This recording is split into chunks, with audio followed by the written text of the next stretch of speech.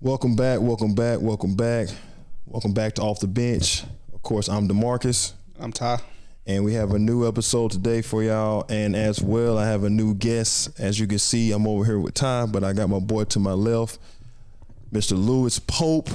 Pope, talk to the people, man. Tell the people who you are, man. What's going on, man? It's Coach Pope, Panhandle Prospects. Yep. Yeah. There you go. Yeah. Got talking to the mic, man. Talking to the mic. Yeah. So like I said, this is Lewis Pope, man. He's part of one of our areas, basketball, I guess you call yourself recruiting, a little bit of everything when it comes to basketball, but it's called Panhandle Prospects. Mm-hmm. So Pope, what was the original reason for creating Panhandle Prospects for you? Well, at first I was just using Panhandle exposure, like for my Twitter and stuff like that.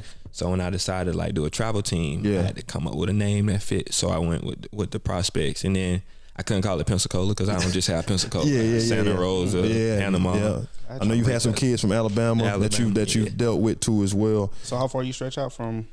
How far they'll come. I found out recently the Panhandle is from actually Houston all the way to past Tallahassee. So with travel basketball, for the tournament wise, you got to be a connecting state to play in the live period. So anywhere that connect to Florida, I'll take them. Georgia, Alabama, Texas, Louisiana, all that come play. Gotcha. So now, what age groups do you typically deal with, Pope? Me personally, I coach 17U. Okay. And Coach Ben, he coached 16U. Then D Black, 15U. Okay. And then we just got this 8th grade thing going. Yeah, I saw you had the tryout. That was good turnout, man. Y'all had about 60 kids in there? We had 42 for 18 spots. Dang. Yeah, so it was pretty interesting. It's a lot of kids around here that like basketball. I ain't gonna say they taking it serious, but they like it. Okay. So now I know you said the live period. So tell people about what the live period, what that is. What's the time frame? How many events do you try to attend?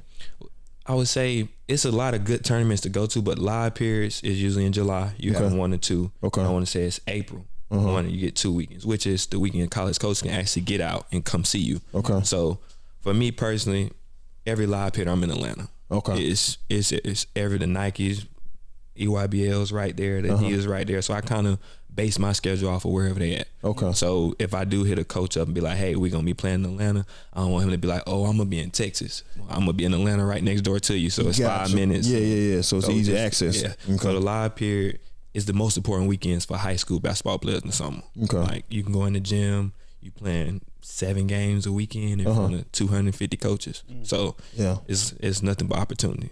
So while you're there at that live period, are you actually really coaching, or you kind of walk around and networking? Which one you feel like you need to do more basketball, of? I ain't gonna say it's coaching. I ain't picking up no board right now. No X's and O's. You ain't calling that timeout for that game winning play, huh? I mean, if we play at 12, and then our next game at 4, from 12 to forever, say the game at 1. Yeah. From 1 to 3:30, I'm walking around. I'm like, hey, you said you was coming to watch us play. We on this court, and then Coach Avery, he on top of it. He old school. He might whip out a card. Hey, you said him my business card. So that's the biggest thing, just trying to get them to watch it play. And then some show if you're doing good, you're gonna be on that main floor. So you don't gotta reach out to no coaches. If you had a good weekend, or you had a kid go for 40 that next weekend when you come up there for the live period, you there where the coaches at. Now if you've been losing, you're gonna have to walk around and tap some people on the shoulder and be like, hey, come watch us play. We on floors. Like, hey coach, here's a bottle of water, but we're gonna be on coach. We're gonna be on court 4. So, come holler at us. So that's really how that works. But I usually do most reaching out through Twitter. Okay. What's the biggest tournament y'all won? It's not really winning, but last, I want to say it's hoop scene. It was July 6th to 8th. I think 17U. We went 6-1 that weekend. Nice. We lost to a team that when we figured out with COVID, they allow unsigned seniors to play throughout the whole summer. Oh wow! So we lost. So y'all had a bunch of grown men y'all playing against, and we lost. It was 9:00 in the morning. We win. I think we turn around and play Team Empire. They had 6 kids going to the SEC, but we lost that game before. That was our most successful weekend because I think everybody picked up an offer that weekend. So nice. That was pretty good. So I know you say when you reach out to coaches, so how'd you get that started? How'd you start developing the relationships with the coaches to where they know when you call them or you reach out to, I know you said Twitter. Yeah. to start really recruiting the kids that you're dealing with? It's a crazy story. Me and kid, Jordan, we did a team. Okay. We just got like 8 kids. We was just taking them to tournaments. We didn't know nothing about live periods or nothing. Yeah. So on the team, we had 6 players that was football players. They was going to school football players, and we had 2 that was going for basketball or wanted to go for basketball. Yeah. They didn't have nothing. So one day we sitting back. I was like, I wonder how people reach out to coaches. So I'm emailing coaches. I make a Gmail. I'm emailing. I'm editing his stats. I think I took his stats from like 10 to 17. So I'm making them up. Yeah. So coaches started replying. So I'm like, one coach replying, I was at school in Missouri. He was like, yeah, I want to see him. I want to offer him. And there's no film, no nothing. This is just the stat line. He's like, how can I see him? I didn't think of that. So I'm like, okay, let me come up with something. So long story, we just kept writing him, and the kid actually ended up getting the offer. Okay. So Alabama Juco came, just drove him down to a workout. He did good. They offered him. So off of that, the kid write me a long paragraph, was like, man, he didn't play varsity high school basketball at all till his senior year. Okay. So he was like, man, you didn't give up on me, da-da-da. So after that, I'm like, man, I can really do something. Okay. So COVID kind of messed it up, but we came out with the Love versus Eddie game. Yeah, I remember that. That was a big deal for the city. Social media, I'm gonna get many coaches I can. So like 3 days in, we got like 30 coaches. All the players, we got people on Facebook like, oh, where we get the tickets? And then 2 days later, it gets shut down. So I call up Coach Avery, which he was a trainer, and I was like, man, I can really do something. Like I figure out how to get coaches to respond. You just gotta reach them. You gotta annoy them. You gotta call them 3 or 4 times. You gotta email them 8 times. You gotta lie sometimes. Keep touching. So hey, look, I got a 7'2" big. You need to see him. So Coach Avery kind of told me, he was like, man, if you let go of coaching high school basketball, I was coaching freshman. I remember you was coaching at Scamby. He was like, if you let go of coaching high school basketball and show that everybody you for the city and for the area, not just one particular school, I'm with you. Okay. So as that came, and then that's the keys to the frick. Then you got a mastermind. Reach out again. We had the Alabama versus Florida game. You refereed. First event. I ain't even write nobody. I just post the flyer on Twitter. Coaches hit me up. I'm coming. Do I need to sign something? Do I need to pay? And it just kind of went from there. That's good. At that time though, we did have a great group of kids too. I had some talent. You had some talent that was definitely bringing the coaches to want to see them.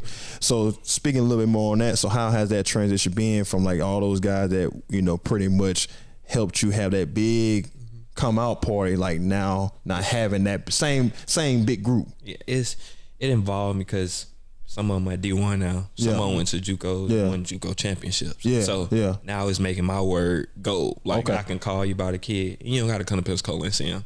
If I tell you, hey, he almost the level of Love Bettis. Oh yeah, I want him. Just off of that. And then like 2 kids in particular that blew up Panhandle Prospects is Ethan Pickett and Isaiah Gaines. They took it by storm. They go to Juco. They won over 5 games. They top seed. Isaiah there for 2 months. He blow up. I think they told me a story for his first game. He even stepped on the court. He already had a D1 offer and signed. It's crazy. Before he played his first game, I got a call one day. Me and Coach Avery, he was like, hey, Coach, this is Coach at Old Dominion, Coach Richardson. We want to come. We're in Pensacola. We want to take y'all out to eat.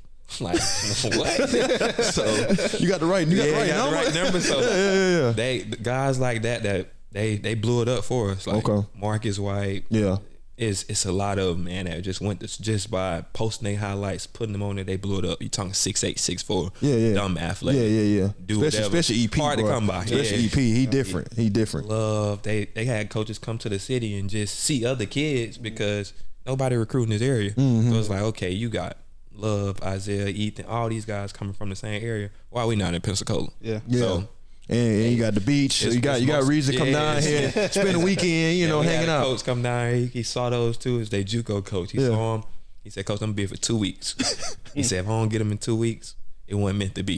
He stayed here for 2 weeks. He was at the Ferguson every night. Now mind you, Ferguson in the hood. So he coming at 8 at night in the van, no tent. He pulling up. He just hopping out. The whole got his little notebook and everything. He got him. He got both of them. So that's good, man. That's love. So how do you sway your players? I always ask this. How do you sway your players? It's okay to go to Juco. That's a good question. People nowadays and players nowadays is D1 or bust, or Power 5 or bust. It's okay to go to a JUCO and elevate your game or elevate your grades or something like that. How you preach that to your kids? So get on the truth. This is what we tell them. If you've been playing basketball in high school for 3 years, UW and PSC ain't called you, FSU not calling you. Georgia not calling you. You can't get the ones that's right here within 2 hours, an hour. The other ones ain't coming. But that's on you. It's like the thing is, I tell them all the time, with COVID, you got people that's 24, 26. Yeah, we just talked about it on the last podcast. They like juniors in college. You got JUCO kids that's already did 2 years at a Division I and decide to come back. So I tell them, you got to get in where you fit in. And you got to know how much work you put in. You can't go to the gym one night a week and say, "Oh, I'm going to Florida." If you in there, it's some kids that's 6'5", high vertical. Some you might not have that. It's some kids that don't work out. They can just wake up and play basketball. So I always tell them is you got to get the ones around you. Like right now, I know a lot of people like, oh, y'all aim for JUCOs. We do. I go for the whole Panhandle conference and I go to the whole Alabama conference. And because the first thing you do is when you ride a Division II or a Division I, they be like, oh, what office do we have? Or like one coach asked me one time, is Pensacola State recruiting them? So if I can't get them to come 10 minutes to the gym, why am I going to risk 4 hours? So that's the biggest thing. And Pensacola, we get a lot of late bloomers anyway. So you just gotta will it in. Gotcha. Okay. I think in the last 6-7 years, we got like 5 kids go Division I out of high school. So just gotta.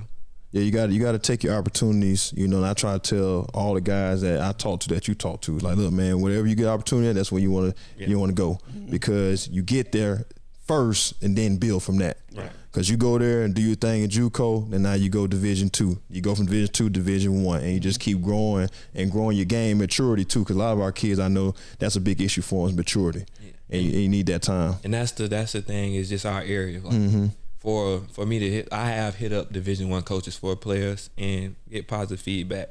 Like, oh, coach, it's no 7-footers on the floor. It's no 6'8" on the floor. So if he's 6'5", it's easy to get to the hole on a 6'3". Then we don't have a shot clock. Cause that's our area kind of hurt. I ain't gonna say it hurts it, but you just got to be good. It makes it challenging. So if you're on the court, you 6'4", 6'3", and everybody else 6'4", 6'3", you got to make it look like it's just absolutely easy. Like they have no business out here with you. If you having slumps and rough moments, it's gonna look like, okay, he might need a year of JUCO. Well, there's nothing wrong with that, because I always say if you can survive JUCO, you can survive anywhere. Right. I played in the Panhandle conference, and it's intense, because like I say, you got a lot of guys from these big D1s coming out for grades, off the court issues, so they hungry to get back.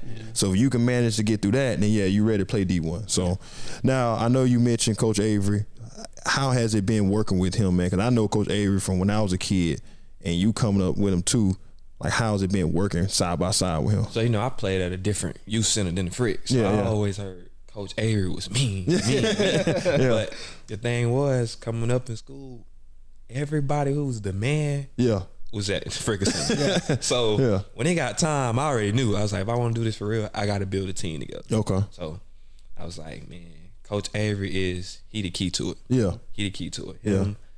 Ben, they in there Monday through Friday. Like it's crazy, because people be like, how y'all practice? This is real for Panhandle Prospects 17 we don't practice. It's mandatory that if you within an hour driving distance, you go to the Frick 3 days a week. Because if you can't read a pick and roll or you can't go left, it ain't no point in me taking you out of town. You gotta know the basics. Is the strong man. He gonna break it down to you. You can just see guys like we mentioned, Isaiah, Pine Forest, Josh.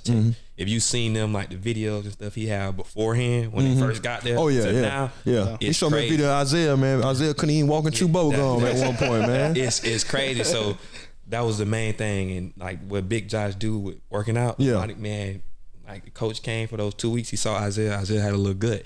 He came back. That joke was 6-pack. He's 6-pack. He asked Big Josh. He said, "Man, you and Coach Avery on a job. Y'all want to get paid." You transform folks' body like that. You need that. Without being Coach Avery, Josh D. Black, it wouldn't go. And people always tag, be like, "Oh, you doing a good job. We doing a good job." Because I'm not in there getting rebound.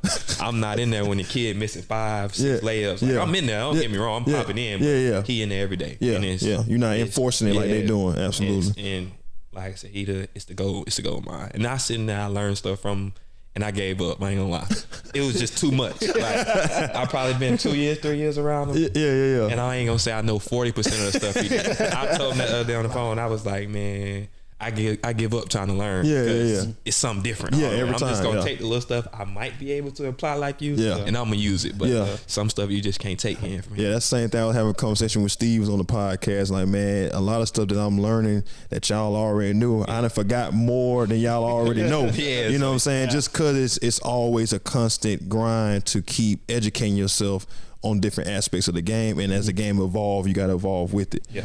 So now that you've been doing this for a little while, let's get to the dirt of what goes on with it.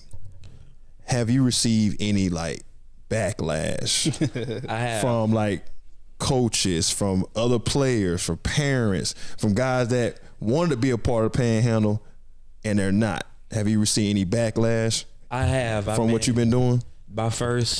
It was a kid from Panama City. He's about 6'6". DeAndre Washington. I know you're talking about. Yeah. Killer. Yeah. When I saw him, he averaged 1.9 points at Bay High.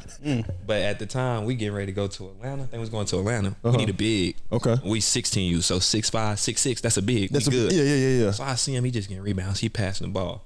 I walk up to his mom. I'm talking about, I'm in my flip flops. I don't even look like I'm a coach. I say, I need your son. She was like, he haven't even played a varsity. I say, look, just have him meet me halfway. Fort Walton is where we met at. Okay. I said, and we'll go from there. Okay. So we take him to Atlanta. I think the first game he go for like 25. So I'm like, man, I'm thinking you just a rebounder. So Yeah. it kind of hurt me because last year, a guy from Birmingham, he sold him a dream. Hey, we a Nike team. We this, we that. Okay. Yeah. And it wasn't that for him. Oh, okay. So, I still end up helping him. So that was one. And then just like in this area, for some reason in Pensacola, I feel like programs, what we're not doing is judging kids by their stature. Mm-hmm. Your parent job ain't gonna get you no playing time. Yeah. Your parents' bank account ain't gonna get you no playing time. Yeah. What's gonna get you playing time is if you work hard. Yeah. So once we eliminate not rewarding kids off their parents' benefits, we kind of got backlash. Because, you don't want my kids. Not that I don't want your kid, it's just that you can't show me $500 and say play your kid. Yeah, your kid gotta be the best kid. Yeah. He gotta want it. Yeah. And then like, it's not support from everybody. Yeah. You don't get support. Like we got 6 black coaches. Yeah. I'm still hosting events at the Ferguson. Yeah. We got 6 high school black coaches. And we hosting events at the Ferguson. Yeah. So I mean, but it comes with it. Yeah. I mean, it's a lot of rumors and then stuff that people used to. Like, because when I came up, it was coaches like that didn't like AAU basketball. Everybody had an AAU team. So now that it's narrowing down, I'm hoping that it all falls into come one together. pot. Yeah. But you got like, say, besides like keeping kids away from what's really going on. Yeah. And then you got to know that if your kid's not good, I'm going to tell you that. Yeah. I'm not going to say he's not good, but I'm going to tell you it's other teams. Yeah. I have done that to some kids, and then some parents say, "Oh, I'm down." I'm not down them. It's just that I'm only taking 8 kids out of town. Yeah. Okay. So you limited on what you got. 20-minute running clock. Yeah. Ref don't want to call no fouls. We want to stay on schedule. Yeah. So if I got a kid that's putting work in every day, he's better. I got to put him on the floor. So that's kind of how I ventured off to myself and wanting to do stuff like that and getting with those guys. So I mean, there's some people that's with it, and some not, and it's some youth teams around that seek competition and we don't. Yeah. It's like I tell you, it's only 2 high school kids in Scammon County that don't play with Panhandle Prospects with an offer. Yeah. And that's Alex and Jordan Buchanan at Washington. Yeah. Other than those 2, if you got an offer, you play with Panhandle Prospects. Yeah. So I'm not in competition. Yeah. We just not. We just doing what's good for the kids. And we don't tell kids like, oh, we don't want you to come. Everybody welcome to a trial. We don't even charge at trials. No, I know y'all. I mean, you told me that. I'm waiting for somebody to come in and be a open, like just a gym I don't know about. Yeah. I mean, no, we take everything and just keep going. Like Coach Avery always tell me, don't pay attention to it. Yeah. Like I told him, I was like, man, this gonna be the 3rd year with Florida versus Alabama game. You've been there. Yeah. You got coaches sitting on the wall at the Fricker Center. Yeah. You seen the gym? It's one sided. Packed out. Wall, oh yeah. You know, y'all get a good turnout with that game for sure. It's free. Yeah. You don't got to pay to do nothing. The showcases, they're free. Yeah. We still at the Fricker Center. Yeah. Nah. I'm waiting on the guys who coach. Hey man, you can move this to Pond Forest, or you can move this to Wash. You can move this to Escambia. Yeah. And we going. Yeah. 100%. Yeah. But like, one thing I will give you and your team and Panhandle Prospects credit about, like I say, you just keep going. Yeah. Just keep going, because the same thing with starting the podcast. You know, there's been backlash, and I've heard people say things about what I'm doing and what we're doing as a team. Like I tell them, so like you just said, when I say off the bench, it's Ty, me, and John. Everybody. We're a team, because without them, this is not possible. Right. Without him, allowing me to do what I do, it's not possible. Right. So like you say, you always want to give credit to everybody around you. That's going to have everybody stay loyal and respect what you're doing. And then, like I said, whatever you're not getting, it's not a problem, because y'all still working. Yeah, so you just want to keep working. But like I said, I know, with you and who you are, I know you have receded, just like we always do. Yeah. You're trying to do something different that nobody's familiar with. There's going to be some backlash, but there's also going to be a lot of people that support what you're doing too. Because like I said, I hear it from both sides. But like I said, I know you, I know Coach Avery, I know Josh, I know you a little bit. So like, I know you guys got your heart in the right place. Oh yeah. When you talking about trying to do stuff for the kids.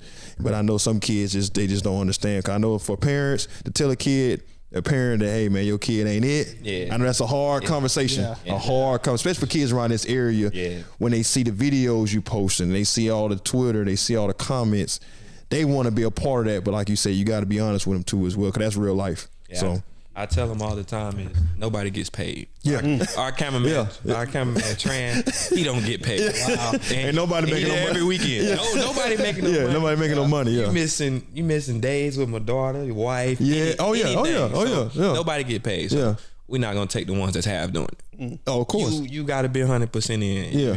And I think I got the same text message I send to every player. When I see a player and I really want you, I say, hey, Panhandle Prospects interested in you.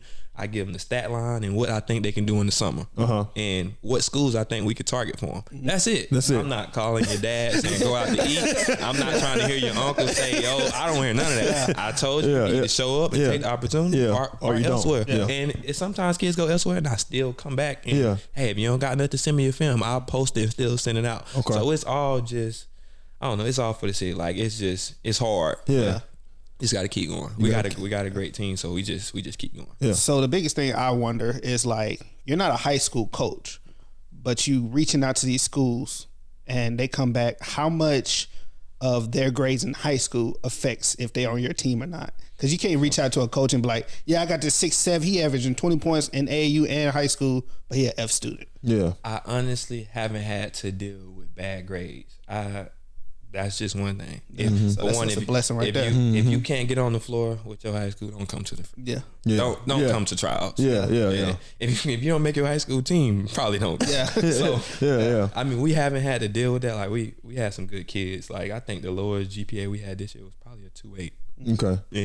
And that was actually progressing, coming up from he was down. He had to work hard to come up. Like, everybody else, one kid got a 4.0. I didn't know you can get a 4.0. So yeah, he got a 4.0. He told me he gonna graduate with like a 5 when he finished. Once you do the Roman, you way beyond me. You definitely 3.0 bright future. That's all I knew. You definitely get in the van. Come on, you get in the van, no problem. Matter of fact, you sit up front with everybody else, because we haven't really had to deal with grades part. Yeah. And I tell him, man, if I had to call a coach and the first thing he says is grades, and he ain't gonna call me back. If he get down to it, he say, what's his grades like, and I stutter, or he working. I'm not even gonna risk my name for the rest of the kids to lose out on that coach coming to watch them. So absolutely. We don't really we tend not to. Every risk, no reward. So. Like that. So now, Paul, you've been doing this for a while. So what kid, if you had to think, like you like, okay, if he can do this, he can do this. What kid surprised you with all the kids you've dealt with? Is any of them really just like blew your mind with the way they played in the summer? I know you had one kid you posted about. I don't know if you. That Banks. Yeah, that's about to say. That Banks from Avery. Man. He crazy story. Okay. I lost a kid from Birmingham, like I told you. Yeah. So I lost him, and then they had another AAU team coming. So I ended up losing 2 more kids. Okay. So now I'm down to the core 5 I knew I was gonna have with no bench. So I'm like, man, we ain't gonna put out that we having another tryouts. we gonna write some people. This kid on Twitter, he put 6'5". So I'm in Miami, about 6'4", 6'3". Played JV. I seen the video. I think it was against y'all in district championship. He hit a few threes. I said, man, I gotta call this kid. So I called him. I was like, man, we gotta work out today at 3. you should come. He come in the gym. He legit 6'4", 6'5". He dunking out of that. I'm like, nah, he a 3-point shooter on the video. So he go to shooting threes. And I tell him, I say, man, look, I can't promise you no playing time. I said, but if you perform like this every day, we got something for you. Okay. And his dad didn't ask no questions. He was like, we here. Okay. So we go out like the first tournament. He catching the ball. He's passing. He just kicking it. He kicking it. He kicking it. I say, man. I say, bro. I cuss him out. I say, what are you doing, bro? I said, we got a rule. If you take 2 steps, he too slow. Shoot the ball. So he still ain't get it. So at the end, Coach Avery go off. So I go off again. I told him this. I said, man, if I gotta tell you shoot the ball again, you done for the summer. I said, you can't go to college unless you shooting the ball. Yeah. That's what they want to see. That's what I'm telling people you are. You're a 6'4" shooter. Oh, you want the 4.0 GPA. Oh, yeah. 6'4" shooter with a 4.0 GPA. Yeah. So your profile is this. That's your profile. But you playing like this. Do what you do best. Don't come out here trying to dribble. Leave that up to Josh and say, son, do what you do. Yeah. So, man, by the 3rd tournament, he knocking them down. Yeah. He might shoot something that he ain't supposed to. He saving it going.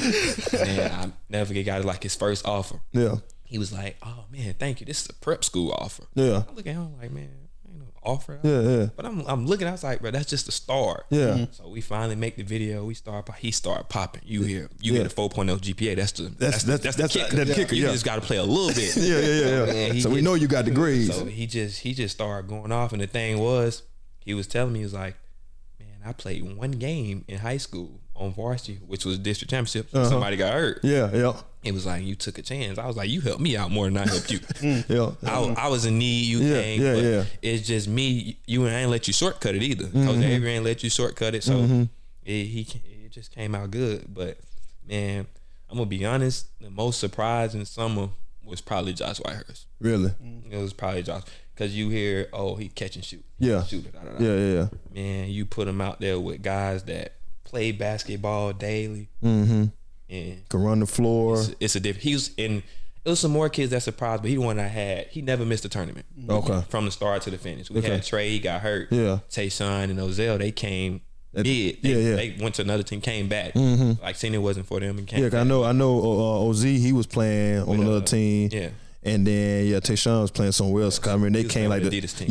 And I remember them coming with you like towards the end. Yeah. Josh kind of stuck it out from not having players to having players. Gotcha. And he never not missed a day in the gym. It was never a weekend that I could be like, he ain't got my back. Yeah. Like he had my back. Whatever. We lost to Florida Rebels by 50. Yeah. First time on the showcase one day, I said, man, we never come back to the tournament. We lost by 50. Yeah. The first thing he said was, man, coach, we just played against 6 of the top players in my class. I'm thinking in my head, okay, we good. Yeah. And like, so he surprised me the most because he was a leader. Yeah. He showed me even if losing or when people not ready, I'm still gonna go to war for myself. So like, he the one that surprised me the most. Like, Good. He the definition of Panhandle Prospects. Yeah, that's why I said I was thinking those two for sure. I know Josh because he been there since day one, and then Jack. Just being in the gym with him. I think we had a run at Wedgwood, and he came. He looked totally different, bro. I was like, I said, hold on, this ain't the kid from Gulf Breeze last year. Cause like I said, he literally. I mean, everything to the defense. That's what really shocked me the most, that he's so willing to play defense more than offense. And then, like I said, then when he get a chance to bang on you. He went from saying, yes, sir, coach, to, I got you, twin. Cash,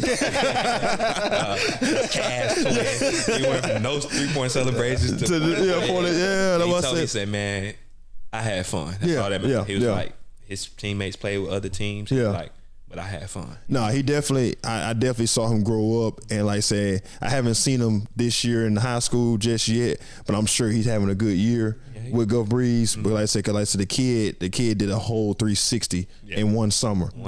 And now what year is he? Is he a sophomore? Yeah, no, he's senior. Oh, he's senior. Okay, he so should be committing the 1st of January. Okay, good. Okay, so like I think of AAU ball as kind of like open run a little bit. So you get a player that's going from 25 points in your, Panhandle Prospects, go back to Escambia averaging 8-9 points. How do you keep their encouragement up and keep their confidence up to basically, I call AAU open run and high school ball system ball. Right. Because they actually, I feel like, y'all more up freestyle and everything. and X and O's in high school. I'm pretty sure y'all run plays and stuff, but nah, y'all don't. So I was right. They open before play. What I tell them is, we gonna get out and run, because for me, I'm not trying to put in the system, because like I said, the time's short. You in front of coaches, and what I'm probably trying to run, this coach ain't gonna run. So show them what you can do. And I tell them all the time is, it's Pensacola. I'm gonna be honest. I've been around. My stepdad probably started taking me to high school games in like 03. I ain't seen a lot of coaches sit in them gyms and watch. So I tell them, if you don't perform and take them back with you, they ain't coming. So I kind of prepare them, and like, for what I tell them is, you gonna get, it's just, you can show them the different ways you could play. You can show them, I can get up and down and run, or if you want to be a Princeton offense school, I can do that. But most times, the biggest thing is like knowing that, hey, you getting the best players in your area. You going to play against the best players in your area. High school, you probably the best man on your team. You finna get a boxing one. You guard them till you go to the bathroom. They gonna play zone on you. Game plan for they know what side you want to shoot on, what side you don't want to shoot on. So it's just a mind thing. That's what I think. And then, like, for instance, use Tayshaun. He scored like 8 points in the summer, but it's vice versa for him. At Escambia, he the man. He don't. I'm going bucket. I'm 26, 27. So you can use it both ways. You can show I'm a playmaker in the summer. I'm a scorer in high school, but that's on you. You got to be coachable. You got to be able to take both. Because I'm laid back. I'm 26. So I'm 26. You 18. Little bro. Other coaches, they probably more strict. They want you to do this. They want you to do that. So I mean, some kids take it in both ways. Some kids, it might hurt. It just depends on what type of player and how much work you put in, because you know that you going back to high school that run the system. So you got to find your ways. Like, even the system, like Washington do a lot of dribble, drive, handoff. You know, you got to 1, 2, 3. You got to be able to get a shot off if you want to score. In the summer, you might be able to dribble 6 or 7 times. It depends on the kid and how you evaluate. So we tell them, and not just we tell them, like, this year, like, I was on, it was like Pine Forest and have a young team. I told Josh and Ozell there from the summer, hey, let's get a school, let's commit before the season starts. Y'all finna be boxing one. I know Pensacola. Coach can lose to you. As long as you don't score 30, he happy. It's a personal thing. Let's find a school, let's commit early, because it ain't no telling how your season gonna go. You ain't walking into that state championship team. Or you might be going to a coach that wants you to be a dribble, drive, pass, guard. So if you don't do what you gotta do in the summer and nip it in the bud before we get back to high school, that's on you. So that's why I say you just can't take no days off. You gotta know it. Like, if FAMU don't run the same system as Kentucky. You know what I'm saying? Everybody got a little more leeway. So it's different talent you're dealing with too. So what would you say, you know, you kind of talk to the kid, like I said, with you being so close in age to them, which is a good thing. What do you talk to them about when it comes to off the court attitude, like how they carry themselves, what to do? Because like I say, with you being a young man, them being young men, you know, you got to talk to guys that's twice your age sometime when it come to coaching. So what do you talk to your kids about when it comes to your attitude? Well, we got a rule for summer ball is I'm the only one get texts. You don't gotta say nothing to a ref if he knock you out there. I'm gonna let him have it. I paid to be here. So all he gonna do is take me up, and I'm gonna sit back down. And the next time you go to the hole, you get knocked down, I'm gonna call. And it's kind of like, I be on more to him about social media. Coach Avery big on social media, all what the captions or what you post, because at the end of the day, if you ain't, I got 2 profiles. I got a sports profile. Coaches will never see what I post. They gonna see my sports profile. Kids don't have that. So what we tell them is, if you're gonna be a basketball player, you got to be on and off the court. And then nowadays you get people like that's in the NBA that'll say little stuff that, but they don't realize they already making millions. They say what you want. So that is the biggest thing with them, is how you carry yourself. Like, I see some kids come back to high school and they get texts and stuff. I'm like, we weren't allowing that in the summer. And then I ain't gonna say we had some bad ones, but we haven't really ran into. Like, most of my kids post highlights. They might post pictures with their head down, talking about my drip, but it ain't too. They ain't really talking crazy. We have to tell them, like, in the gym, like when we not playing, how you laying around, how you walking and talking, how you talk, what you saying from. You never know. Like, we was in Atlanta. I went to the bathroom, and what's the black guy in North Carolina, head coach? Hugh Davis. Hugh Davis, yeah. I'm in there peeing. He come in next to me. I done peed on my shoe. So we just tell him like always be prepared. Because you always interviewing, man. You never know. Everyday interview. Yeah. Everyday interview. So that's kind of what we tell them. Like they kind of keep it a good part. The worst part is, as long as coaches don't see our group chat, so we all right. That's more pride for the team. Yeah. So as long as they don't see that, we all right. Okay. What you got, Ty? Nah, I got nothing right now. Okay, that's it. You good? Yeah. Okay. All right. So, man, before we let you get out here, Poke, I know you're a busy man. Got a lot going on your plate. We got our little segment called "Get in the Game." Mm-hmm. Okay. So it's rapid fire questions. Mm-hmm. So we're gonna basically give you two options, and you just let me know which one first thing come to your head. You let me know which one you're going with. Okay. All right. So first one, zone or man? Man. Gotta be a dog. Gotta be a dog. We don't play zone in the summer. Okay. All right. Press or trap? I like the trap. You like the trap? I want to see. Now, where you trapping at? You trapping in the corners? Corners. Okay. All right. Bet. All right. Would you like to win by one or win by a blowout? Win by one. Win by one? Ooh, I like that one. Okay. Reverse question: lose by one or lose by a blowout? Lose by one.